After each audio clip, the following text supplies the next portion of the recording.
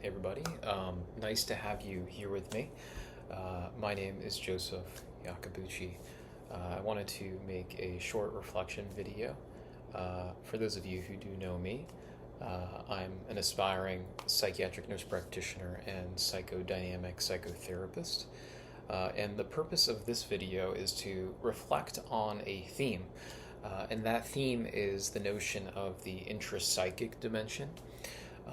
And how the intrapsychic dimension of self-experience is deeply bound to the physical world and the psychosocial world.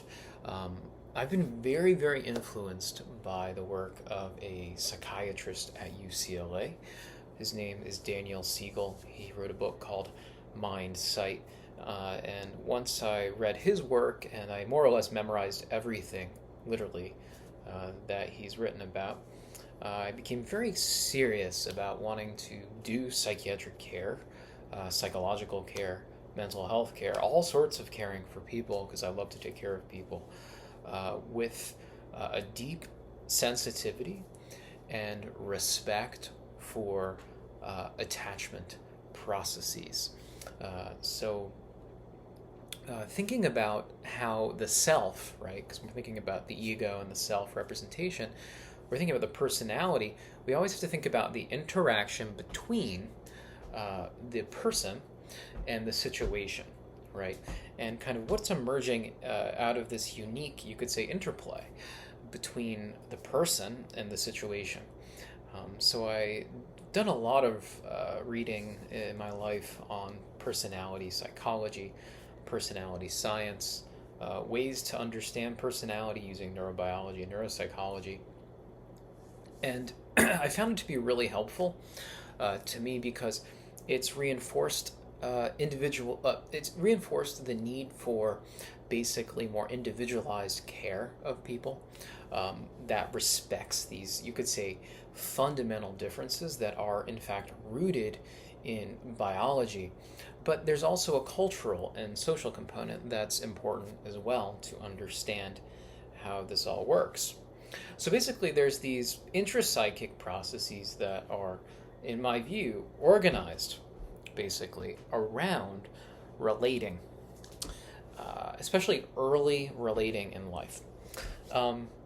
And why I'm bringing this up, because it's just so profound and humbling to me, because I've spent pretty much all of my life being sensitive to how those things interact and marveling over it. It feels like a spiritual experience every day when I'm truly receptive to it, because life is dynamic. People are not always predictable, but yet they have these repetitive kind of thematic patterns to meaningful engagement in their lives. You can see it with me in my videos. I'm an extremely compassionate person. I high in trait openness. I am quite extroverted. I am, in some sense, who I am, but depending upon, contingent upon the context of my life. And of course, how could it be otherwise?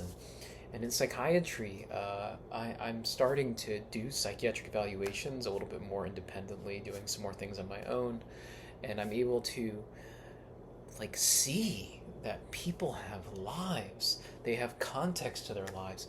And goodness, when I hear the intrapsychic conflicts and the patterns emerging, I can see so beautifully how they reflect early life and how they reflect the current social life of the person. And I'm humbled and amazed, absolutely. But in particularly, I'm motivated by it because I want to do psychiatry privately, because I want to respect this what I think of as a more objective, you could say, approach to mental suffering, and to help depathologize so much normal pain and suffering in people's lives.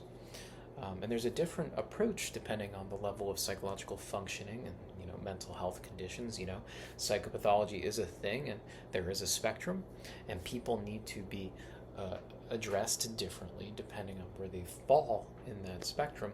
But I think for the vast majority of Americans today, gratefully, they're not severely mentally ill. And I'm more interested in preventing people from becoming severely mentally ill, supporting people. Really, I'm thinking more about keeping people healthy and engaged in life. That's what I'm interested in doing with my life. And promoting, really, the healing of family systems and hopefully the community I live in, wherever I get involved in a community. So these are my ideals and my values that have been reinforced by my practical experiences doing psychiatric evaluations, even with people who are severely mentally ill. So it's been really rewarding for me. So with that being said, let me know what you think in a YouTube comment. You can like the video if you liked what I had to say. I'd love to communicate with you all, and I'm hoping that I can be more involved making YouTube videos as I move forward. So see you soon.